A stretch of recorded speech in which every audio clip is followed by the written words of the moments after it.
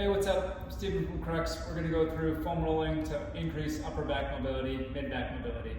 So go ahead and follow along if you'd like to. Lots of different ways to do this. This is just my personal favorite. So what you're going to do, lay there. You're going to have your butt on the ground to start. Elbows are going to support the foam roll into position. It's going to be just below where the shoulder blades are. During the first part of this, what we're going to do is we're going to make sure our rib cage doesn't flare. So we're going to keep our ribs down by using our abs to lock that down. Our hands are going to support our necks so that our necks aren't doing too much work. We're working on kind of mobilizing the mid-back, not doing a neck exercise. So at this point, foam rolls firmly in place. I'm going to extend over the segment just above where the foam roll is, so a little bit higher than where the foam roll is. I'm going to extend 5 times.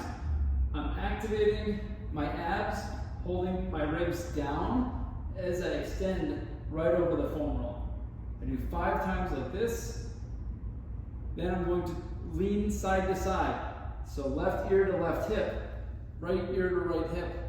Back and forth, 5 times to either side.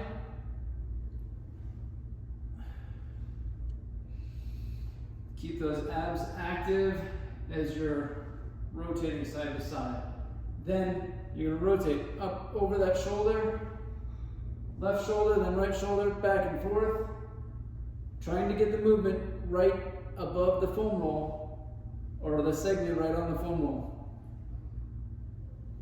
After 5 of those, what we're going to do is we're going to slide down a little bit. So foam roll moves up the spine. A segment or 2, not much, just an inch, right? Now, we've got a new segment on the foam roll. We're going to move that one. Leaning back 5 times. I'm activating my abs, so I'm pulling down on one end, and the weight of my head and shoulders are pulling down on the other side. So extending over, back and forth. Then side to side, 5 times. Back and forth. Ear to shoulder. Get the movement right at the foam roll. Then rotate over each shoulder 5 times. You're going to continue to do this up the spine until you get so high that it doesn't feel like you can get any movement over it. At that point, lift your hips off the ground. Do a little bit of a hip bridge. Now you've got a little bit more pressure down onto that spinal segment, and you can do it again. A little bit of extension in that very upper back with the hips raised in the air. We're going to do 5 of those, 5 to the side, trying to get the movement right at the segment on the foam roll.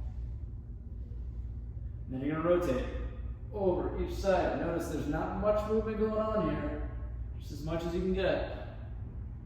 Okay, next step, I'm going to move from this spot. I keep my foam roll in the same spot. Arms come over my head. Now I'm going to bring those up over my head and then back.